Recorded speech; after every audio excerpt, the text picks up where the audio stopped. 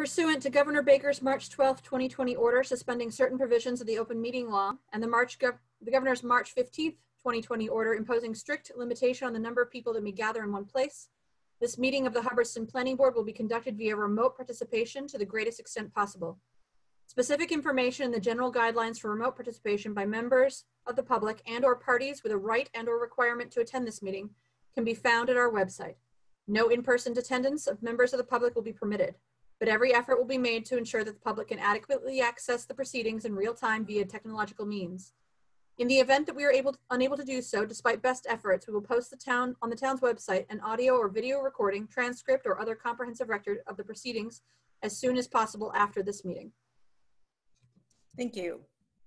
All right. So seeing we have 3 of our 5 board members, which actually have 1 vacancy at the moment, but 3 present is a quorum, so I'll just declare a quorum present. So present tonight are John Demalia, Francois Steiger, and myself, Alice Livedall. I'm the chair. Public comments, just some notices about public comments. If you are a member of the public and you wish to speak on a matter that's not elsewhere on the agenda tonight, if you'll indicate that to the administrator, you can be recognized, and we're happy to hear what the public has to say. If we have a lot of speakers, we do limit the time, and we won't necessarily give you an answer tonight. Madam Chair, we do have someone here for public comment. No one is here? We do. We have someone here for public comment. Okay, I forgot though to state that planning board meetings are broadcast live and digitally recorded, which is necessary.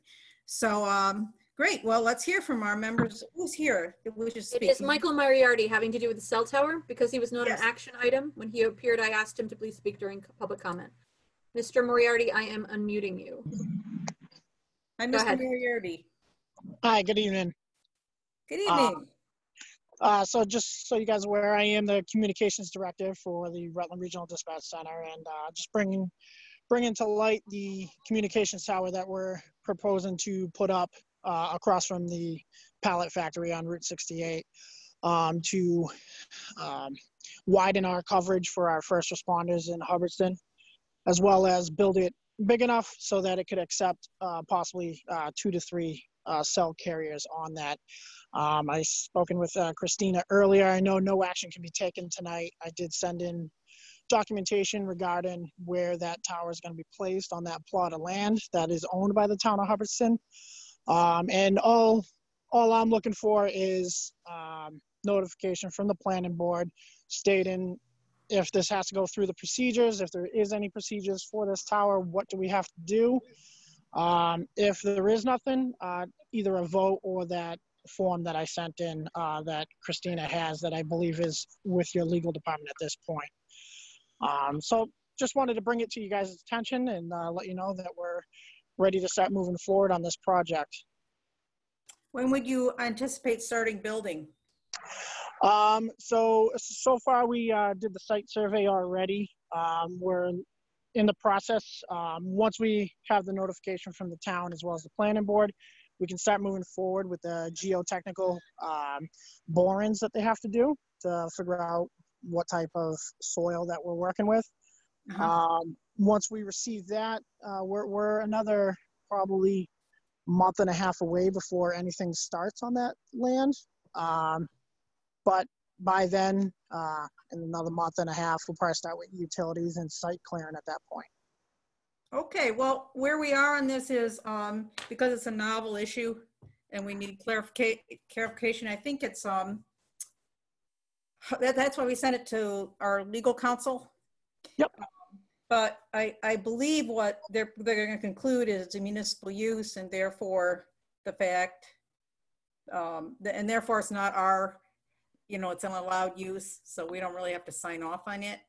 Okay. But if they say, if the town council comes back and says we should, issue a letter saying it's, because we don't usually decide whether something falls within the zoning or doesn't. That's actually the code department that makes that call.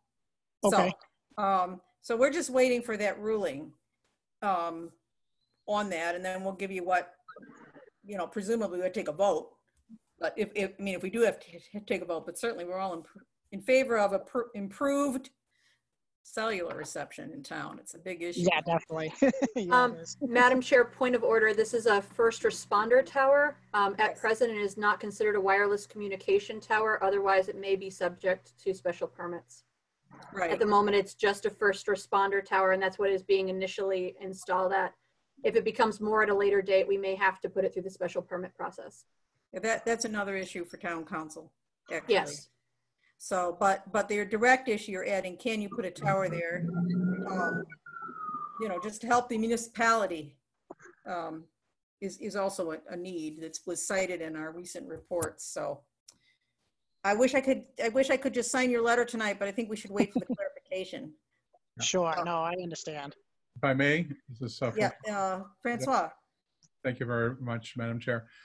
Quick question regarding the tower that is actually being proposed here. The coverage of this tower for the town of in terms of being able to reach every single. Poor reception. Ask again. Apologies. Is this better? Yes. Yes, I think you just got overflown by a plane or something. Was not on my side, but that's okay. Okay. That's mine, sorry. That's quite all right. My question is this here. This cell tower, is it purported to provide communications coverage across 100% of the town of Hubbardston? Or, I mean, have studies been made in terms of its location and its range and reach across all of the town of Hubbardston? Yes, our radio engineer from Modular Communications has done extensive studies regarding the coverage. Originally, this tower was proposed up on the Mount Jefferson Road area on a part of private land by a previous engineer before I came into the dispatch center as the director. Once I had my engineer look at it, that has built the complete system for Rutland already. He noticed that where it was proposed on Mount Jefferson was going to do nothing for the town of Hubbardston that currently they have right now. So the maps and the propaganda studies that he has completed is going to give the greatest amount of coverage throughout Hubbardston. Will it be 100%? No, there'll be some minor dead spots in unusable land, on parts of unusable land where they possibly would never ever visit, but there is a possibility. But we have the ability for in-vehicle repeaters at that point to assist at that level.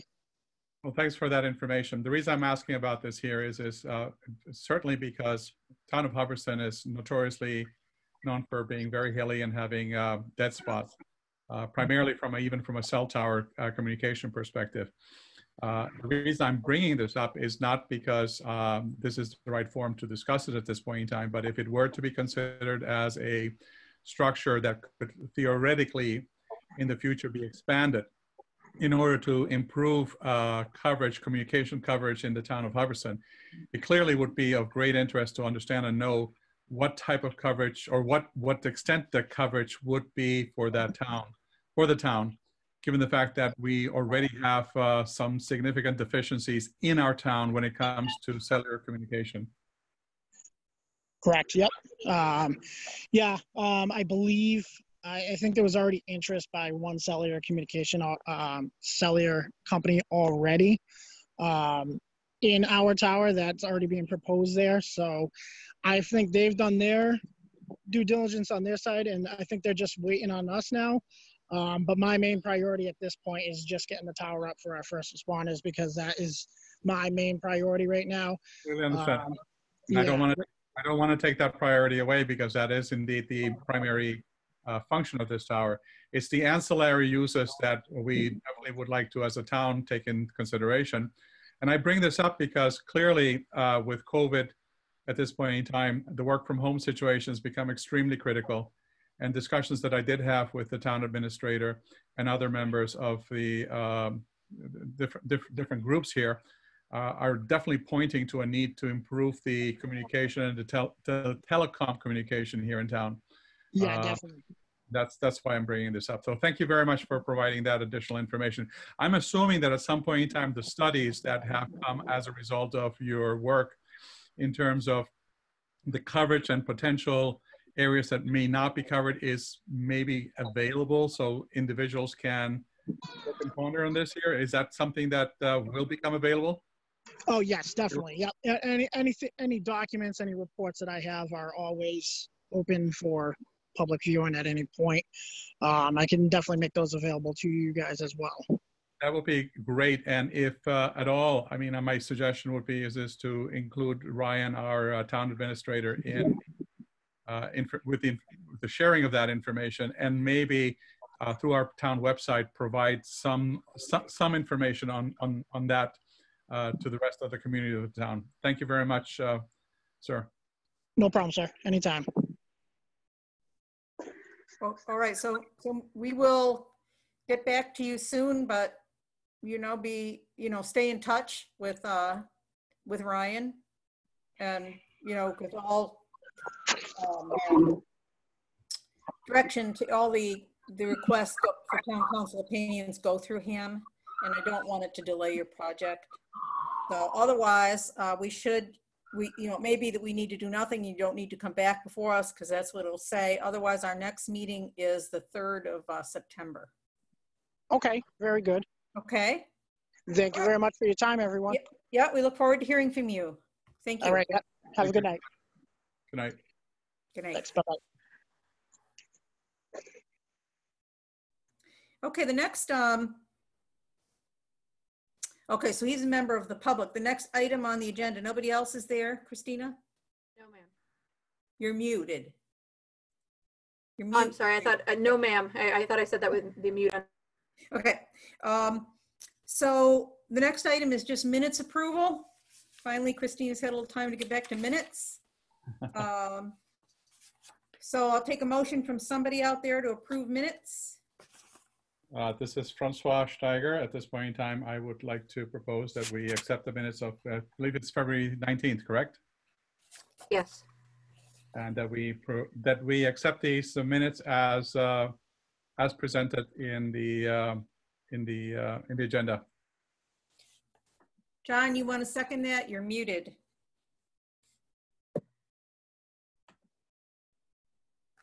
Is he there? Knock, knock, John. There we go. Yep, this is John. I second the motion. Okay, we gotta have you there or we can't conduct our meeting. I have a correction, I think, Christina. It is on the second page under C, under 4C. It says board discusses fee for reclamation fees. I think what you wanted to say there is remaining lot fee. No? There was actually discussion of the reclamation as well, Madam Chair. It was decided that we would keep it at a 0. The last time we had them come through, reclamation was decided not to be put on the fees list as of yet. But there was discussion of both, of the remaining lot and of the fact that gravel pit reclamation would not be charged an extra fee above and beyond that of engineering. Oh, okay. All right. So that's what that, all right. We might put. Yeah, it wasn't voted to be put on the fees schedule, but you did have a lengthy discussion on it. All right. You might just, I mean, I don't know whether anybody else cares, but insert there for future boards, gravel pit reclamation fees. Okay, I can.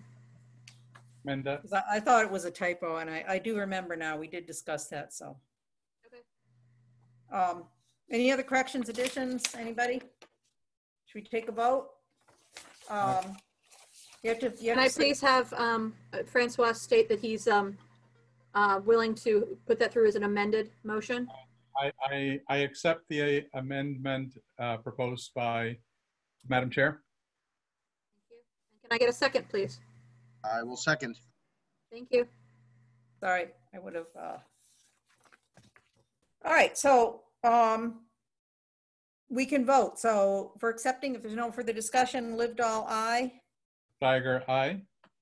D'Amelia, aye. All in favor recorded. Great. Okay, so the next, let's see. Minutes approval. Next item, action item. This is actually, Kevin McCarthy is not here tonight, is he?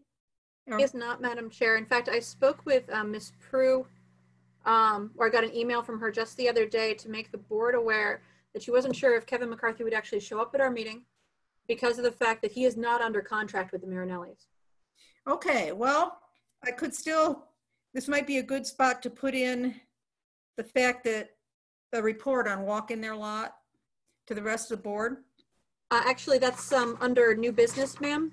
You're going to update the board on your site walk of the town pits. Okay, you had a note on that that referred back to the former, but we'll let it go there. And it's because gives you all something to stay tuned for. All right. Review of completion of 91 Williamsville Road was the gate and the landscaping and so on. And my understanding is that Mr. Green didn't come tonight because he wants to complete a few things with Bill Murray. Is that right? Yes, ma'am. They did a site walk, and Bill Murray's conclusion was that because of the lack of seeded grass, the site was not complete yet. And then rather than having Bill and Mr. Green arrive tonight, just to say that they're not done yet, they decided to earlier today to let me know that they would not be at the meeting and that they would come to the meeting when it was eligible for completion so that they could get it all tidied up. Okay, I did note the gate got done, but we'll wait for them. So you're going to put them on the agenda for tentatively anyway, September. For October, 3rd. ma'am. They said they would be planting in September, so it might be October okay. before we see them. Okay, keep track of that for me, and that's great. Okay, so do we have John Hume and Jonathan Voss here? We do have Mr. Hume is here, and I'm about to bring him into our Brady Bunch layout. Hi, John. Well, okay, can you hear me? we can. Oh, How are terrific. I'm doing pretty good. So for the public and the rest of the board here, you're here to discuss the facilities and services chapter, correct? That would be correct. That would be Jonathan Vose, who is going to be speaking about it. Is Jonathan with us? He is not. Okay, he should. I'll let me just text him, and Okay. I can see. Okay.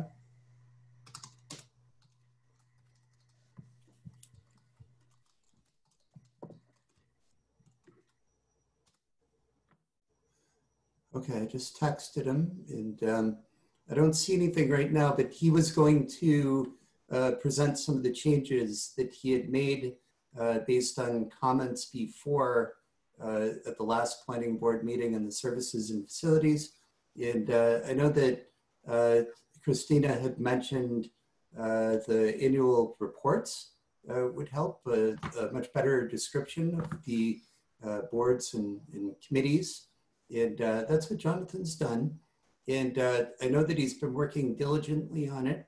And I believe over the next few days, he should have a draft to distribute to planning board members so that we can get some more comments on the services and facilities.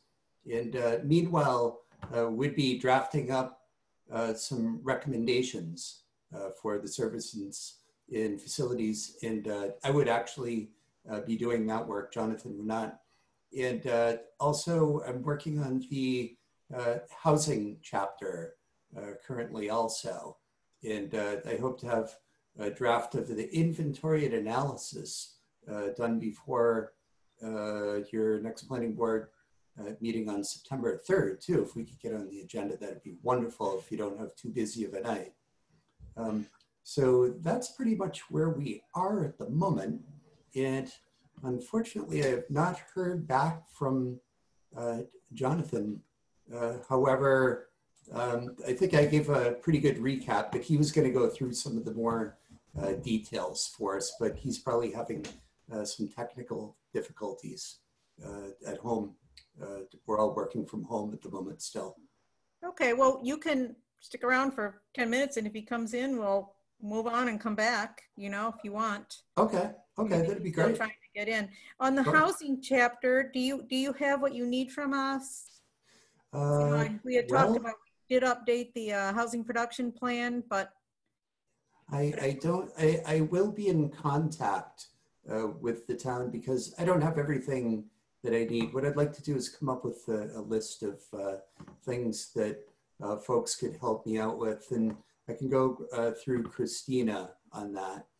yes. I've got a nice outline. I've got the American Community Survey and the census information, putting it into all charts, but there is that local flavor that I'm going to need some help with.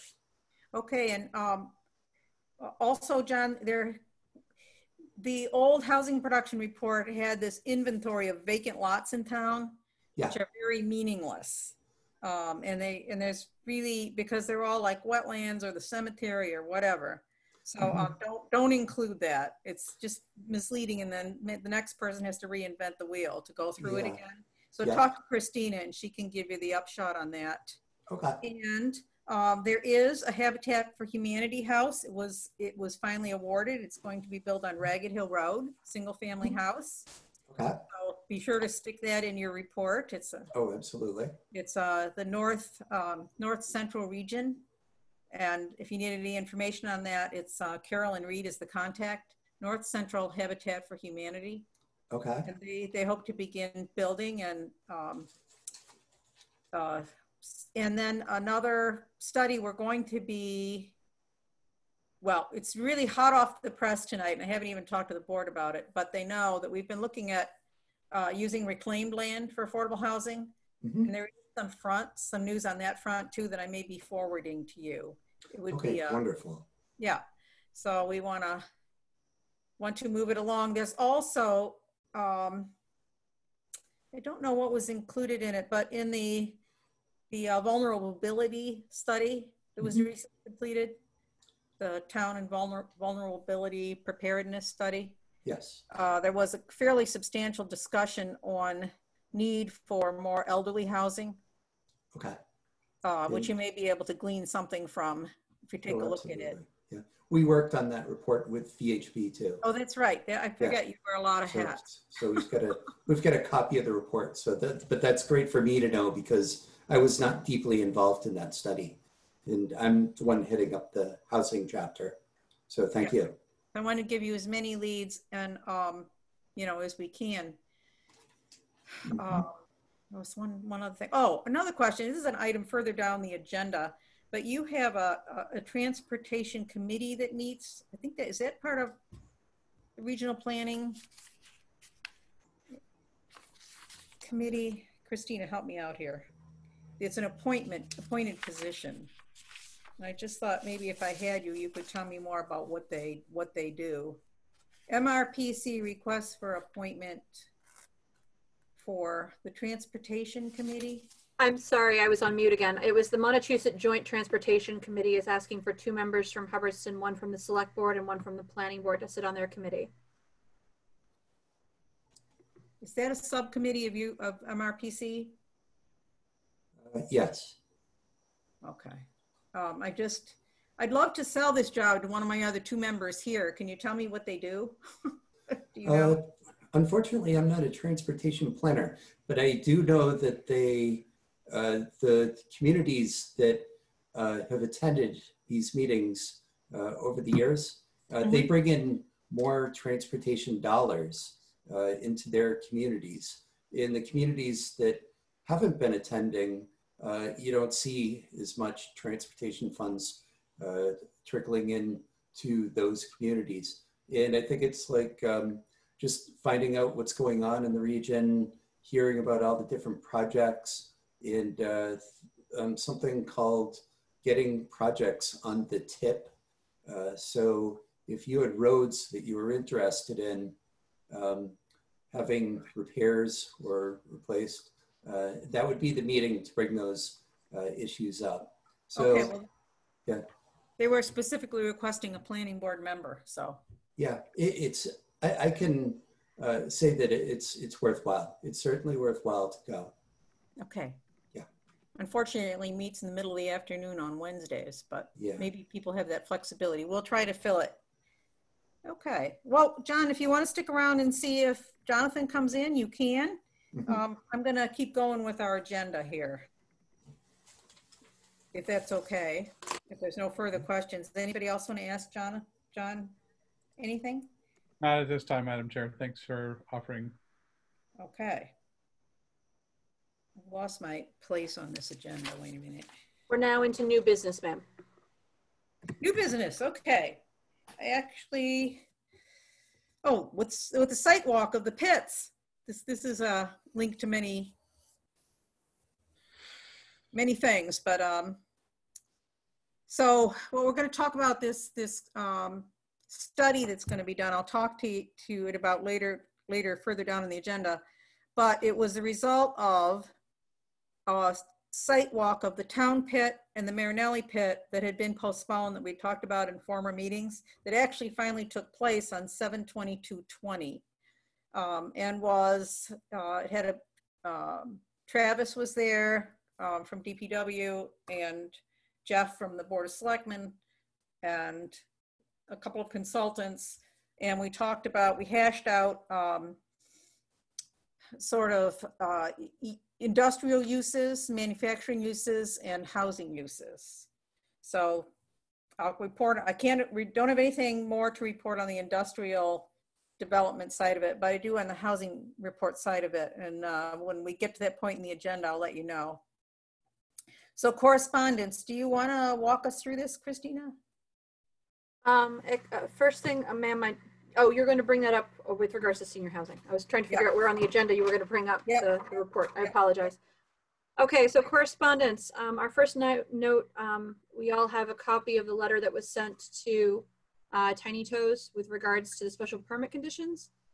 I haven't received a response back. Okay. And we did ask them to respond by tonight's meeting.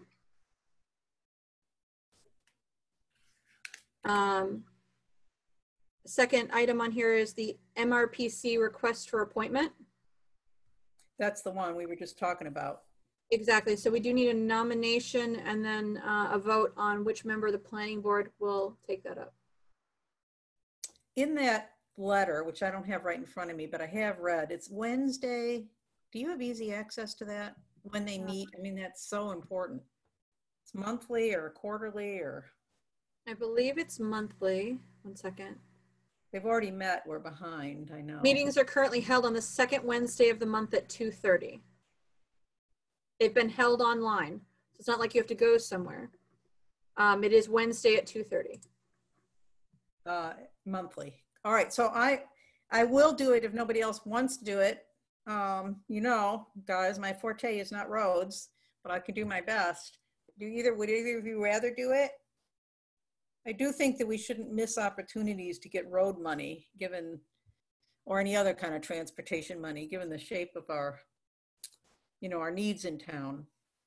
I'm not disputing that. On my end, lamentably, Wednesdays I have meetings during the day with my clients, and it's certainly not one time that I can, at this point in time, spare. I apologize. Yeah, that would not fit in my schedule as well. All right. So I do know that we have another board member who is not present right now, and down the road, potentially down the road, a new member. Can we propose having an interim member join, and then once the final two members are potentially available, that we then substitute them, either one of them, assuming again their availability is better suited for this year? Yeah, I think the problem with new members is it's kind of a steep learning curve anyway, but I could do it for 6 months and see what happens. It's 6 meetings, right? So Christina, you want to write them back? Okay. And tell them that I'm the designated member for the present anyway. Okay. And then remind me to get it on my calendar. I can do it, I do know John and Francois, I'm retired and you're not, I get it. I'm just not really good at it. Okay, you want to continue on with, One moment. Did we want to send a reminder letter to Tiny Toes, ma'am? We sort of stated it, but I was just wondering if there was going to be any follow-up. You could. I try to, otherwise we lose sight of some of these things. So Was there not another appointment? I got a correspondence from Ryan that I thought would make it, and maybe I missed it in looking at the It's down under administrative matters, ma'am. Okay. We haven't nominated our economic development committee member. Oh, which was John last year. John, are you Yes, and we there? were curious if he was willing to continue. Yes, I am. Are you? Oh, Yep, I can continue. perfect. Excellent. I will send that on to the Board of Select Board then. Thank you. Because they were Ryan- sending me Ryan's- emails. Ryan's been bugging me, so yeah. And then they'll get him on the list and will communicate directly their time and stuff, right? Once you tell them. Yes. Okay. Thanks, John. No problem. Okay. All right, next was an email from Ed Blanchard. He contacted the planning board asking for information on zoning laws from the 1960s. At first, I gave him some information I had, not necessarily what he was looking for, and then I got a follow-up phone call from someone else who was also interested in the same thing. I guess it has to do with a parcel of land that's being sold. We finally got him what he was looking for about a week and a half, and he thanked me and the board for our help. So turns out that the zoning bylaws from town of Hubbardston in 1969 were much easier to amend because they were only 4 pages long. And they required less frontage and less area, but he's got a Yes. grandfathered lot is the upshot of that. So it's buildable and he's going to sell it and we'll probably have a new house there. Where the lot is, if you know, it's not too far from me. It's Flag in Williamsville. No, it's Hale Road Extension and Flag. Flag. Yeah.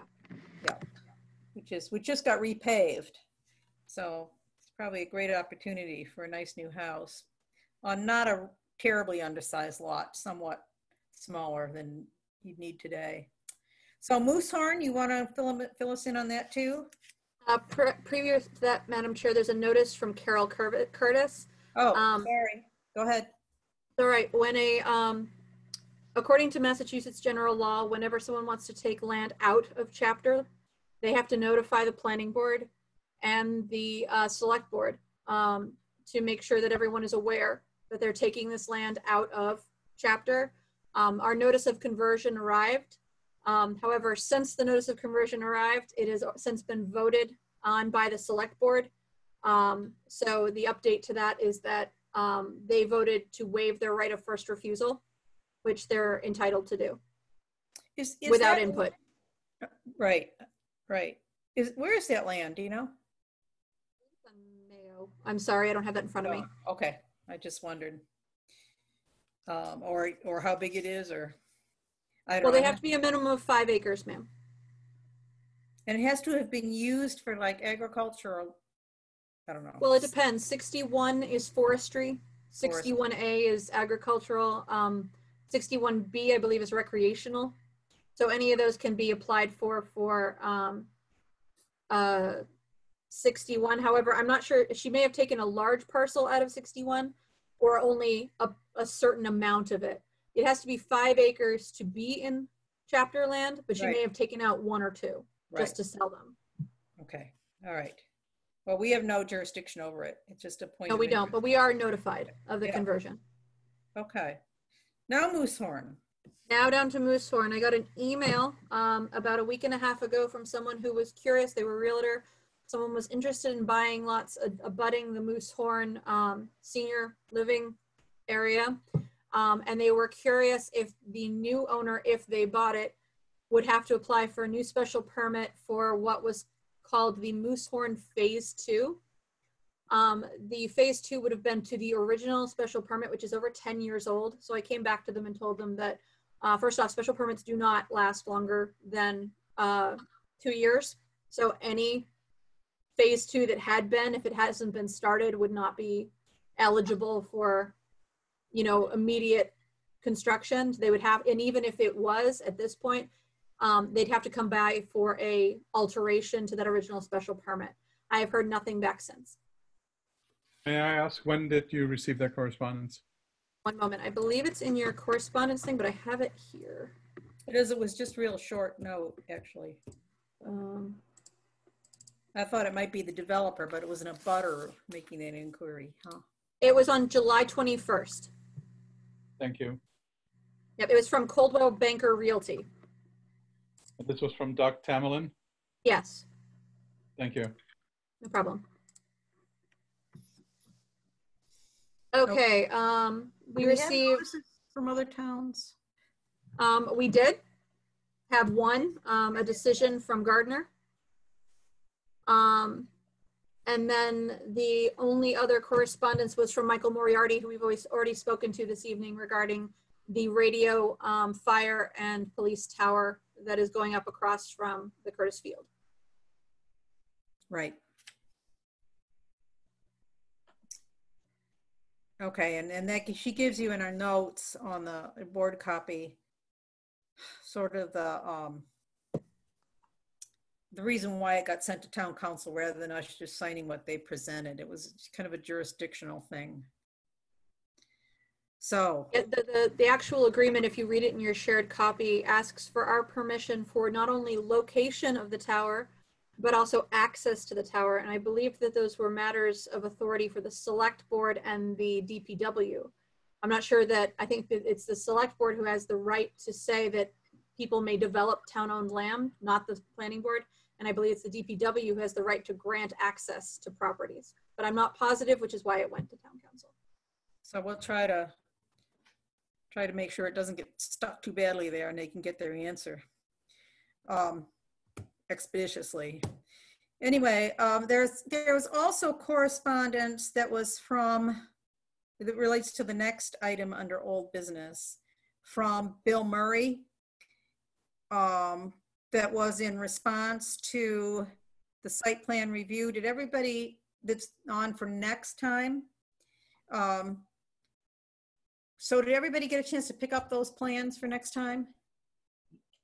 I believe the only person who doesn't have them is John. But we have a month before the next meeting. And also there may be amendments to those plans. Yeah, I just sort of wanted to let people know where that stands. So they're fairly, you can read what he has to say. You circulated it, right, to everyone? It wasn't just me? I believe that the email from Bill Murray regarding the plan updates, he said that it was because the plans needed to be updated. He didn't feel that, he felt that the board reading the entire 12-page report he did, Yeah. basically So they're going to be redone. Okay. It was only sent to you. Okay, all right. All right, so. If anyone would like to read it, those plans are going to be redone by the 12th, so in 6 days. So if you wish to read a 12-page report on plans that will be updated in 6 days, I have no problem circulating that to the rest of the members of the board. But because they said immediately they would redo it and Bill would then write another report for the board to review, I did not circulate it. Okay, so to the other board members here, the reason I raise this is because they were a couple of reasons. They were looking to go forward on 9/3, which is our next planning board meeting that I'm not going to be at. So Bill will be chairing it, Bill Holmans. But Bill Murray will be there as a, our consultant if this does go forward. And to warn you that it is a long report and you're going to have to take some time to really read through it. And I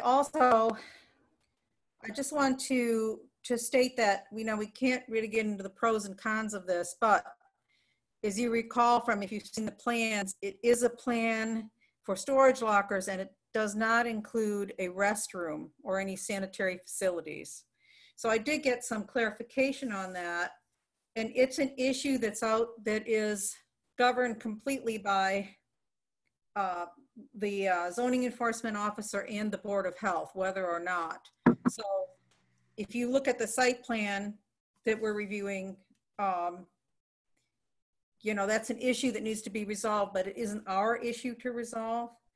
And I haven't had a chance to talk to Bill, but I would think that they'd want to resolve it. I mean, I did some research on it. It's really not that clear, but again, it's not zoning. That is clear. It's Board of Health and Roland's call.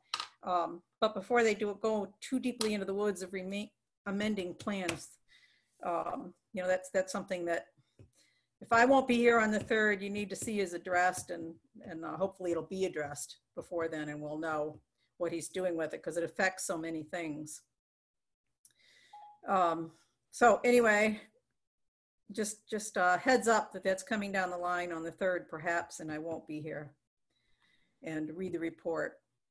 So we can move on to solar unless anybody else, you know, we can't really discuss his application because he's not here and it's not in front of us. I'm just giving you a heads up. So on this solar, we did have an action item that was going to be 91A, 91 Williamsville Road, I mean. And that was postponed. Oh, that was the action item we already discussed. the action item we discussed, right? So it appears twice here. All right. And then 147 Williamsville Road, no updates. Then we had some solar reports, which I don't Yes, know ma'am. whether. As of today, we have gotten technically 4 of the 5 that are due. It may look like 3, but one of them is actually for 232 and 240 Gardner Road, which is a joint site. We got 91, and we got the one that is next to 95. The only one missing now is the one on Pitcherville Road. And I wanted to know if the board wanted me to send an updated email to them, possibly with the concept of a template, taking the one from 91, redacting it and saying, this is what we got from others. Please provide this as soon as possible. May I ask, have you received absolutely no correspondence, notification, questions at all? No, nothing from them at the moment. On the 2 report, I favored the template because if you look at this, that was actually, it's Kearsage, I don't know how you say it, Energy, the Williamsville Road one. And it actually does talk about ground maintenance and it does talk about the output of the facility. And I think it also, you know, clearly states who the owner is. And I just found that I mean, there were nice pictures, but the Gardner Road facility really doesn't list the owner or contact information or output or so many things that are really important to be included. Would you like me to resend it back to them, ma'am, and ask them to include those things? Yes, because I mean, the output's important. It's tied to the income we get from those properties as a town, right? So it definitely should be updated. And it'd be certainly important to have at our fingertips who's in control and how you'd reach people, right? So if it's okay with the board, if Christina puts a template together and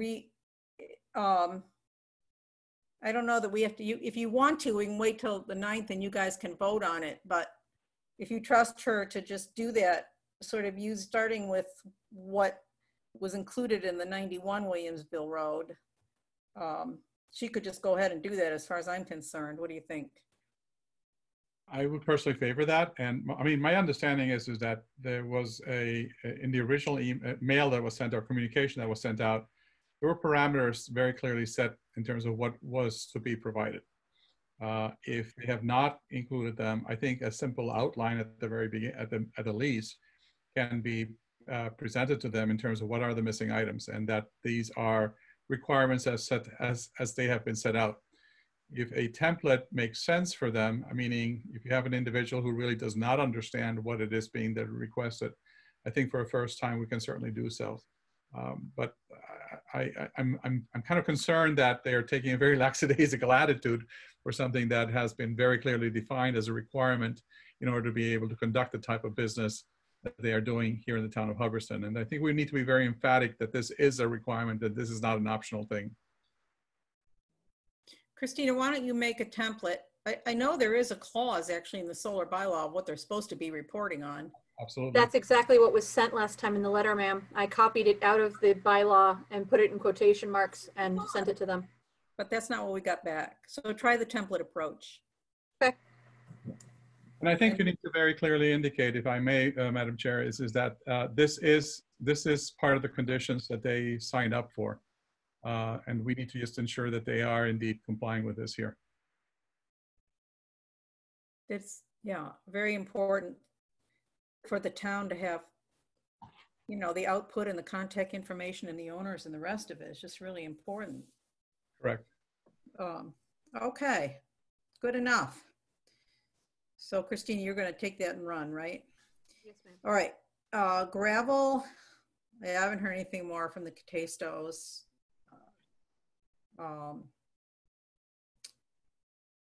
So affordable housing. This is in, Madam Chair, I'm Yeah. sorry, one moment. It's been another 10 minutes. Do you want to? Oh, I yes. want to just let Mr. Hume know that Mr. Voss has not yet arrived. So I don't know if he wants to stay or not. I forgot about John. Yeah, let him know. John, I've unmuted you if you wanted to speak, but I haven't seen anything Okay. from Mr. Voss. Okay.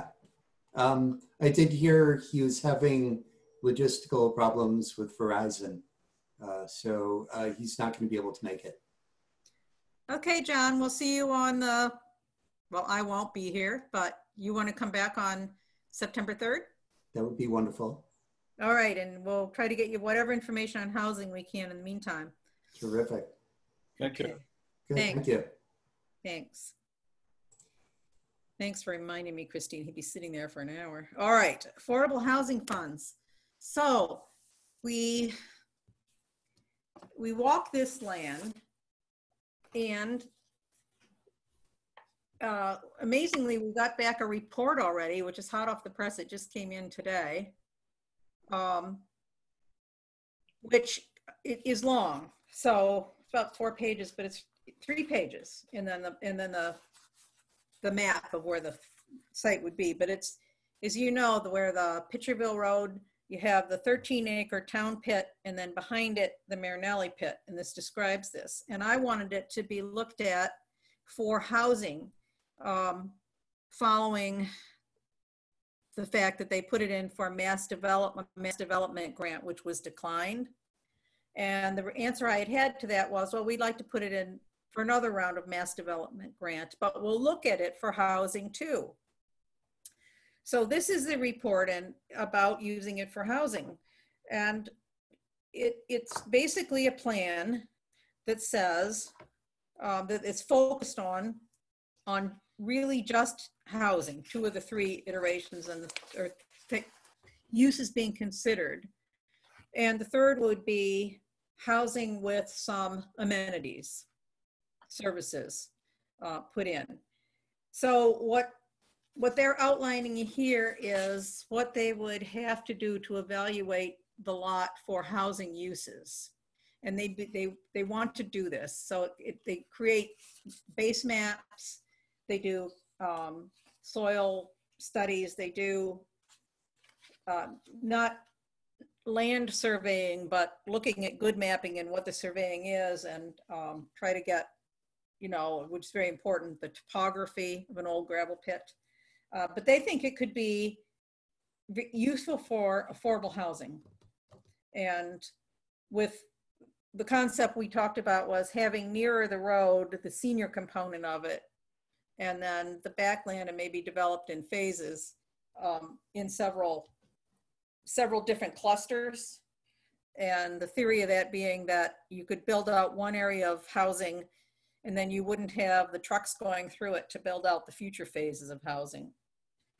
So they're saying they do a conditions assessment, which would be to go through zoning and all the permits required, federal, state, federal, and local. They assess utility infrastructure, which would obviously require both, you know, the electricity, water, and on-site septic, probably in some kind of a, you know, a bigger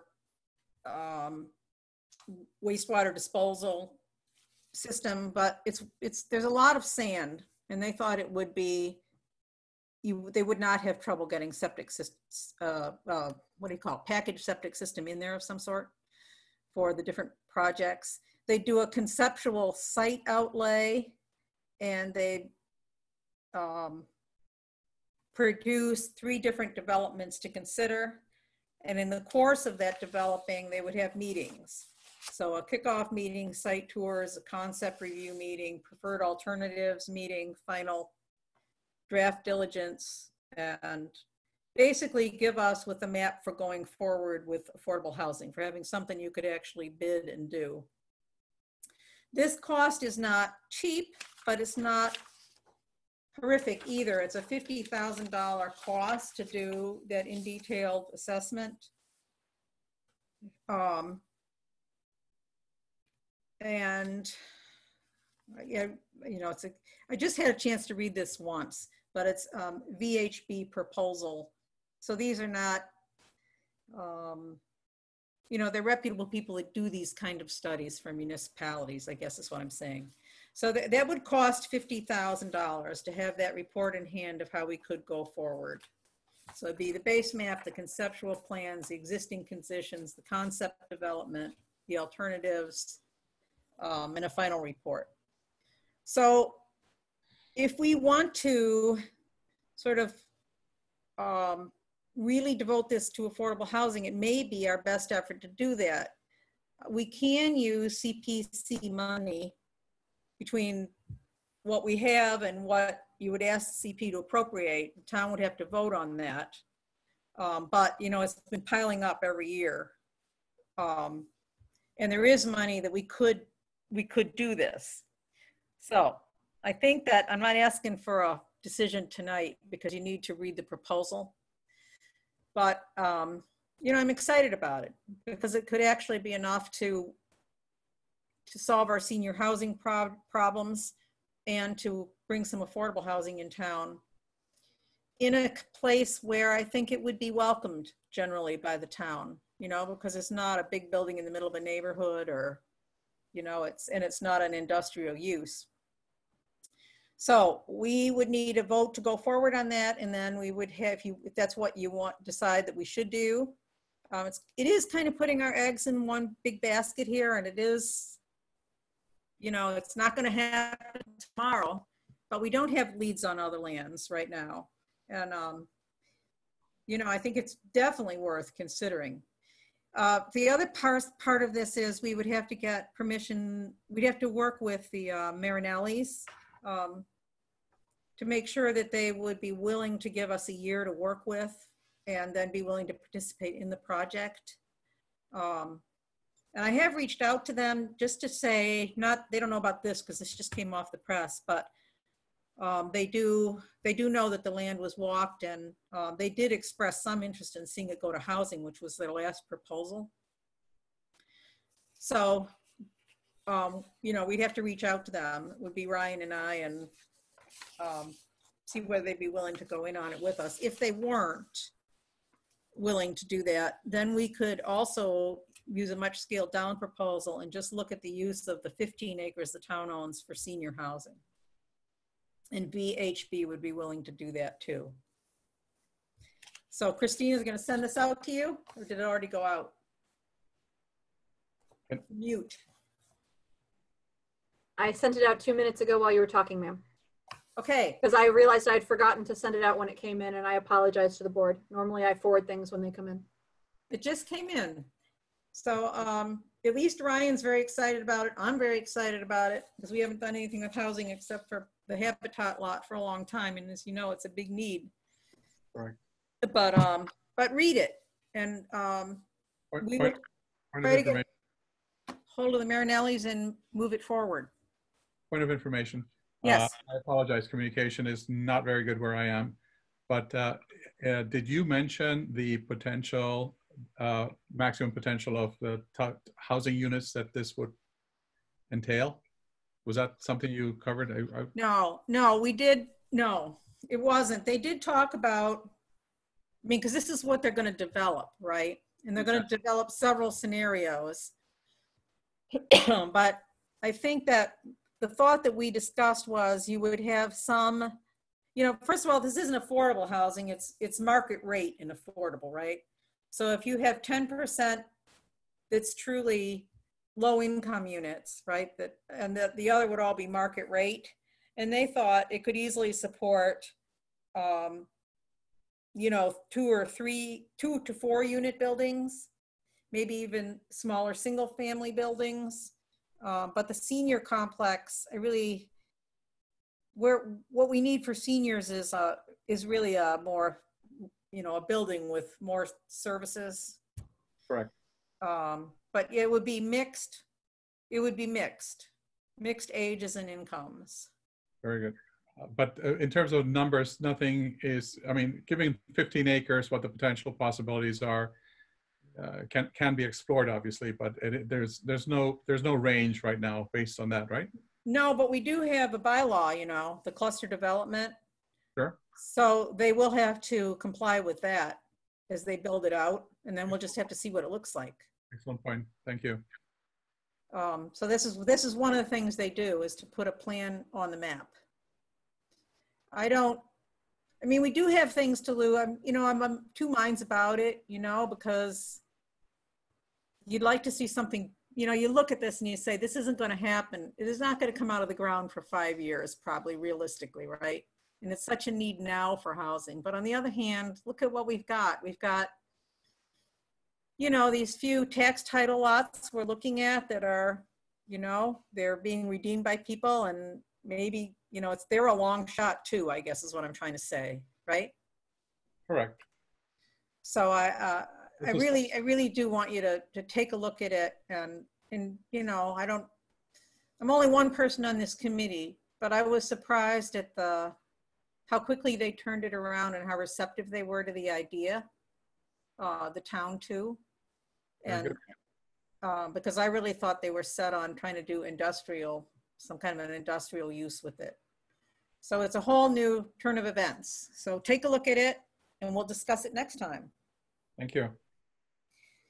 All right. Okay, the Ragged Hill, you all know that Habitat got the award in their beginning, but I haven't spoken to Carolyn in the last few days. I just got a nice note back that she'd be in touch. I also got a note from Deb Reed that she still wants to be really involved. May I ask? I mean, I think it would be great for public knowledge. This is a perfect forum.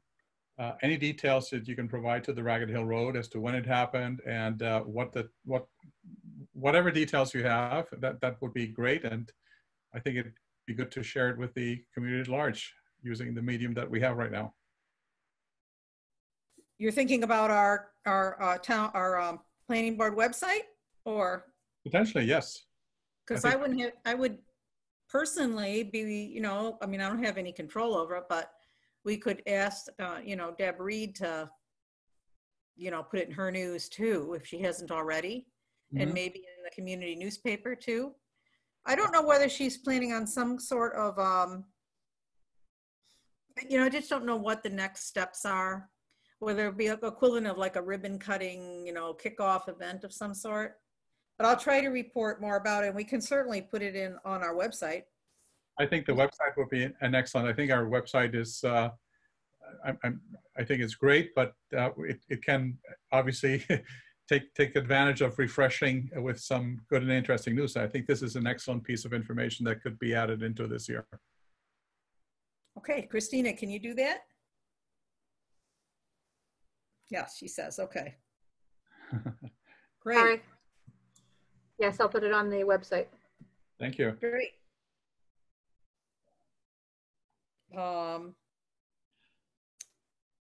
You know, you've lost me here, Christina. What is master plan action item? The master plan is old business. We're still working on it, and we had it in one of our action items. We had John Heumann. Okay. He's going to report back on the facilities chapter next. Yes. All right. I usually leave everything in old business, even if it becomes an action item, because it is technically still old business. But I just put a note that it is, in fact, an action item. Great. Okay. So now we get down to bylaw updates. So this is also really important for you guys because, I don't know, have we actually, did we take a vote on going forward with it I think we did, right? We're going to try to get on the fall annual meeting, or the fall town meeting, the sign bylaw. And we need to have, remember, we had kicked it down the road because there was this feeling that, you know, it would be nice to hold a public hearing with the public there as opposed to virtually. Mm-hmm. And now it's completely apparent that this is going to be the new reality for maybe another year. So, and so we thought we might do a hearing on this. I don't know how much publicity we can give it. We can certainly try, but actually to see if we can pass it, because the old one is such a mess and the new one is orders of magnitude better. And it doesn't depart terribly from the old bylaw. You know, it mostly cleans it up with some new categories and some things that weren't covered. So the theory is that we'd hold that public hearing. It would again be September 3rd. Christina would have to publish it. Again, I'm not going to be here, but you guys can, you know, can do the public hearing on that. I can give you some notes on that if you like. I suppose who's ever chairing it would want to, you know, give a little background. But anyway, that would clear the way if you did that hearing to get it on the October town meeting agenda. And I need to actually backtrack here, I'm sorry. One of the things we need to do with this report that you're going to get on housing is decide whether we want to go forward with it, because then that would also require an article on the fall meeting warrant to appropriate the CPC funds. And I would have to go, or other members, since we're all the housing committee, we would have to go to the CPC and recommend it to them. And then there's that process. Ma'am, isn't their application window already closed? They will open it for me, they said. If it was an affordable housing, I think. I don't know. They have new management too, right? But Ryan would prefer to do that. He says if we have the money to do it, then these studies could begin and they could be done by next spring, versus if we have to wait till next spring to vote the money from CPC. So I'll work on it and try to get back to you with what scraps of money are available where and how we could do this. But we do need to consider it sooner rather than later if we're going to get it on the October town meeting. So it'd be the signed by law would be on it, the CPA funds if we go that route. And what else? Ma'am, a quick point of information is the concept that if the board wishes to pursue this, it should vote tonight. You will not be at the next meeting, and the meeting after that will probably be after town meeting if they intend to have it at the end of September. So if you're going to move ahead on CPA funds, it's going to have to be immediately. I don't think that's fair to the board, though. You guys haven't even had a chance to read it. We have not. I just don't think it's fair. But so would you like me to put a vote on the agenda for the 3rd when you're not there? Yes. You guys want to look at it and vote on it on the 3rd? Yeah, I'm okay with that. I can talk to Bill a little bit about it if he's chairing it.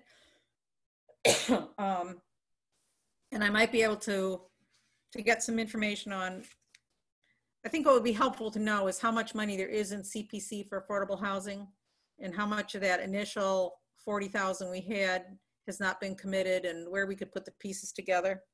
So I'll try to do that for you too. But we can vote today. Have we voted to actually have the public hearing on the signed by law, Christina? No, ma'am. Can't hear you. No, ma'am. So we do need to vote on that. Okay. We need to vote on what is going to public hearing on that date. At the moment, we have the concept that we were going to delete the marijuana moratorium. There was some concept we may not be able to delete the entire thing, but merely delete the text and put in the caveat that it has expired. But that has to go to town council before. But every article goes to town council before town meeting. So. Okay. And then the other one was the alternate member, and then the signed bylaw. Those were the 3 things that the board's been working on enough that they're complete enough to vote to move forward and to get because we have to, as of today, I would have to contact the Gardner News and alert other towns about our public hearing and what will be on that public hearing. So you do one notice and it would say it's signed by law and refer them to where they could get the text of that. Yes. It would say possible action on the moratorium, an expired article. Yes. And it would say the alternate member provision to make a resident of the town. And I guess that was the main thing, right? In that those were the 3 things. Yes, ma'am. Right. So we'd have to vote on those. If the board as a whole wanted to move forward with those on this meeting, it just needs to be voted on so that I can move ahead with getting everything posted for the public hearing, which is happening on the 3rd. I mean, I would have to do it literally at the beginning of next week at the latest. Okay, so can I have I mean, we could certainly have more discussion, but can I have a motion to move those 3 things forward for a hearing on 9/3, with the goal of having them, depending on the public input, you can always not do it, but with the goal of having them considered on the town warrant in October? I will make that motion. John. Okay. Councilor Steiger seconds it. Okay, so all in favor, lived all aye. Steiger, aye. Demalia, aye. All in favor, recorded. Okay. So are there questions with respect to those 3 bylaws? So Christina, point of order on this, on the sign bylaw. We have our public hearing, and assuming it goes well, and we now have a vote to try to get it on that. Will it pass immediately to town council then? And town council? Yes, all articles that pass to town council. When the call goes out for articles, they'll open a warrant and we will submit it at that point. But we can submit a placeholder. So if we haven't had our, like if the open of the warrant happens next week, you know, Okay. I don't know when it's going Okay. to happen at this point. We would put a placeholder on that we're updating the sign bylaw and that the public hearing for that will be on the 3rd. And then we would have a deadline when to get them the finished sign bylaw, which would then go to town council. Okay, I just see, it's a fairly big item for town council to review, I think. So as No, soon as, but I mean, I don't know if we want to send it in advance and then have them review the modifications as well. I don't know. do you want to consult with Ryan on that? How to best handle that? Because they may want more lead time if they're looking at a multi-page document. Right. And even if we do that, guys, you know, if town council comes back with a whole series of things, we may not be able to get it done. But I do think that's the right decision to try to move forward with it. Notwithstanding the coronavirus problems, public hearings. Okay, so the last item on this bylaws was interesting, was a follow-up that Francois pointed out and something that we had discussed at the last meeting. So I did a little research on it, but I never really closed the loop and with Francois, except I did send a note, and I guess the note was in the package, correct? That went out. So the question was this, as you guys may recall. We have the solar fields, and now solar fields are being built with solar storage units. And we saw those in the pictures that are now being installed on one of the solar fields. They're big, like big truck-sized batteries, basically.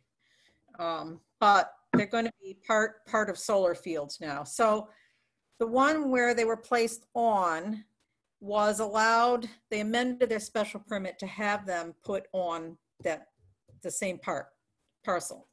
So the reason these are important are because it stores the energy. So on the dark days and at night and so forth, it stores this energy, and then it evens out the supply of energy in the grid by releasing it over time, is the theory. Which you probably all understand, but some, you know, I had to sort of learn. Anyway, so Francois raised the question, I raised the question of, is really that a correct use of storage facility, solar storage facility? So I talked to Bill about how they got to that conclusion. And he says, what he said to me was, if you look at the accessory use provision in the storage, in the solar bylaw, it states like equipment storage, and then it says, or equipment sheds, and then it says solar, and then it doesn't say, it says storage facility. But then the next 2 lines are transformers and, what was the other one? I don't know. So anyway. Substation. And substations, right. So Bill said, well, storage facility in that context, because the equipment sheds are already in there and the other two relate to energy uses, he thought reasonably encompassed solar storage, but that we should probably clarify it when we redo the bylaw, because we have storage facilities defined elsewhere as a term in the bylaw. For example, the storage facilities, you know, that's being allowed with the self-storage facilities. You know, it's not a term that's, it's a term that's used elsewhere in other contexts. So that's one, that clarified two things. One is that it wasn't sort of a backdoor approach. It was clearly, he thinks, what it was meant to encompass in the solar bylaw. And he said it is limiting because in the context of solar fields, because it is an ancillary use. So you would only permit it to store the energy generated by those solar panels. You wouldn't allow it to, you know, tag in to store energy generated elsewhere. So that's just sort of where our bylaw stands at the moment. Now, I think Francois' argument is there's also a great demand for solar energy, for energy storage facilities now, and there are some grants out by Mass Energy for municipalities, for example, that they want to create an energy storage facility.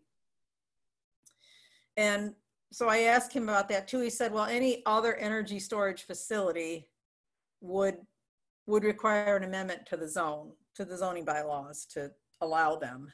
Unless, of course, you got in like the cell phone tower, the town did it. And then the town can do, because the town is generally, town uses are allowed, would probably be allowed to do it.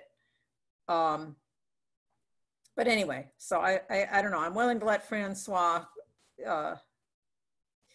talk, and tell me if where you want to go from here and whether I answered some of your questions. You did, and Madam Chair, thank you very much for bringing this up, because quite frankly, I think you have the absolutely correct interpretation. I did have the chance to speak with Mr. Murray on this matter, and he did point out very clearly that the term very specifically used is the appurtenant structures do indeed indicate that these are storage facilities. The word storage facilities can actually be leveraged here for the purposes of storage of energy. And I'm in full agreement with him that interpretation, again, I'm not a lawyer, I'm not pretending to be one, but I do want to indicate that I would, at least as a lay person, say that he does convince me with regards to that. Having said that, I have no concerns that the current bylaw, at least as it pertains to the solar fields and the 147 Williamsville Road, which is where I believe the this structure will be added, will not be impacted or affected. As I did mention, however, earlier, I believe that there is a very big move right now in many towns to start thinking and considering the ability to store energy beyond an existing solar field, because sometimes these solar fields are maxed out in terms of the panels, and putting such appurtenant structures would not be conducive, because again, they don't have the facilities for that. As a result of that, Mr. Murray and I briefly spoke, and he has some suggestions, and he thinks that he does agree that this is probably forward thinking for us as a town to consider doing something with our bylaws to, in the future, put something in the bylaw that allows the inclusion of such energy storage facilities. Lamentably, with the power outage of the last several days, and lamentably also due to work schedules on my end, I have only had limited amount of time to make a proposed set of changes to the bylaws that would be presentable to the board. I'm not sure that we will be able to do it in this session, or we will be able to get it under the timeline that is allotted to us in order to present this here to the town. But I'd be happy to present something to you, hopefully this coming weekend, where I do have some more time. And then we can discuss it more generally with the board again.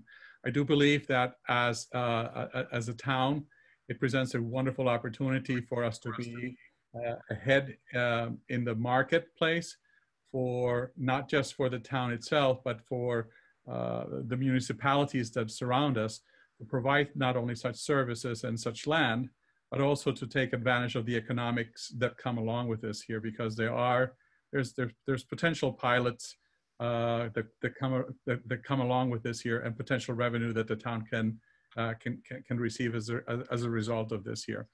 So more to come. And again, my apologies because of work schedule on my side, and lamentably also due to the situation with the power outages of the last couple of days, I really truly was not able to focus my attention on this here. Well, I think that's great. It's good that you talked to Bill too, and you got the same sense of where he was going. I just think it could not only make money, but could maybe save money. And there was a study done some time ago, as Bill pointed out to me, about where in town, solar panels could go. But maybe, the town could store its own energy and have it, get some savings from doing that too. Indeed. Anyway, it merits discussion. The other thing he said to keep in mind is that you got to be careful what you call energy storage, because you want to limit it to solar energy storage, because the batteries are safe for solar energy storage for the most part, and other type of energy storage, comes with more pronounced risks. Absolutely, and that is certainly something that he and I discussed. There are indeed technologies that are out there, battery storage facilities being one of them.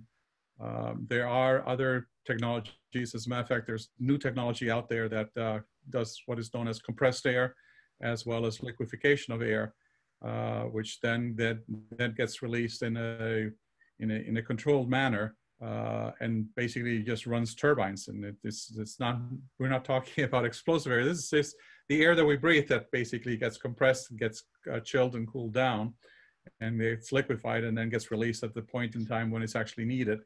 And due to pressure can run a turbine. That turbine then would generate electricity at the time and at the moment that is required. Again, very interesting forward-looking technologies that I think are worth looking into. Certainly we need to take into consideration the fact that as a town, we do not want to get into the conversion or the appropriation of a storage facility that might be hazardous or conducive to some environmental impact that might be detrimental to our community. Right. So he also said to keep an eye out for model bylaws. He thinks that the Department of Energy is going to start issuing regulations and take a serious look at energy storage facilities. So I'm also relying on him to get back to us with anything new. I had a very brief discussion on this here, and I think there's two areas that need to be looked at when we're looking at this here from a bylaw perspective. One is clearly the definition section, which is where we can very clearly limit what type of storage facilities or what is meant by storage facilities, at least in the context of what would be allowed for the town. And then the second one would be within the zoning districts themselves as to what are allowed uses. I don't think that the changes that are required to the bylaw per se are very difficult or extensive. They just have to be very precise. And I may need some help from somebody who is good at crafting words. And I'm looking at both you as well as Christine in that regard, so as to help craft it in a manner that is beneficial not only for the town, but for the community at large that we have here, as well as the North Central Massachusetts area. Okay. I also really want to go through the whole bylaw again and see where it's been updated in the later model bylaw, because ours is based on like a 2010 model bylaw, and there's been one since then with the state. And I want to improve the citing rules, the citing procedure, to take advantage of the technologies that exist for citing. So we're not removing solar, we're just sort of defining what it is we're looking to do. And we'll keep it on the agenda. Okay? Administrative matters, are we ready to go on? Okay, so first one, John's already agreed to do it, stay on the Economic Development Committee, right? MRPC, we've done that. I'm going to do that. Okay, Christina, you want to talk about C there? Our full member and our associate member positions have both been posted to the website. The select board has asked for a joint meeting on their August 31st meeting to vote on both. Technically, the planning board would vote on the recommendation for the associate member, which would then be given to the select board, and they could vote to appoint that person or not, as is their right. And then the full member position, because it needs to be a joint meeting of both boards, the planning board and the select board would have equal votes in the full member position. So far, there are no applicants for the full member position, and we've only received one application for the associate member position, Erica Dack. That's been forwarded to all of you, her application. So, but I will keep you posted, and I will forward them immediately should we get any more applications for either the associate member or the full member positions. But I'm hopeful that we can secure a quorum for August 31st, because it is important that we have a full board there to vote on the full member and to recommend the associate member. That is a Monday. Can you guys spare, if we ask them to put us early on the agenda, sometime on Monday, the 31st? They meet at 6 or 6:30? I believe they usually meet at 6:30. Just like, okay. Anybody, can you guys do it? I'm available. Francois is also available. Okay, and I can do it too, so you got 3 of us. Did you talk to Erica Deck about maybe considering the full position? Did, as you requested, respond to her, letting her know we'd received her application and making her aware that there is a full position available. She has not responded to me. However, all full positions are not going through the planning board's email. They're going directly to the Board of Selectmen, but they're being forwarded. They will be forwarded from there back to us. So, but that, because they're the ones who appoint it, all applications for the full member go to them, and all associate member positions come to us. All right, well, you guys know more people in town really than I do. So if you know anybody that you could talk into giving it a try, encourage them, because you really need that other member. Absolutely. So Word is out, trust me. you're working on it. Okay. Well, it is. COVID has definitely put a dent into this year. It's been difficult. A lot of individuals who may normally be available are not, and so I think that's one of the challenges that we have. But I do believe that we may be able to get somebody. Okay, and if I can help in that regard, I'm happy to call people and encourage them, to apply and send a name, and I'd be happy to call them. Just feel free to do that. All right, registry of deeds, Christina. Yes, we have 3 of the 4 signatures. However, we're not actually going to submit that to the Worcester Registry of Deeds for another month, because I do need the final 2 signatures on there of the new member and the new associate member before I give it to them. And in the meantime, there's no issue with that, because all of our members have come over from last year. So all the signatures they have on file are up to date, and I have made them aware that there will be a delay of another month before they get the updated signatures, only because the fact that we don't have our 2 members, our 2 new members until August 31st. Okay. I want to backtrack 1 second, guys. The meeting on the 31st, if we do appoint, and now Christina has to tell me I'm right on this or wrong, but if the planning and select board appoint Erica, let's see, it's an alternate member, so they vote on that alternate member. We don't vote at the same time.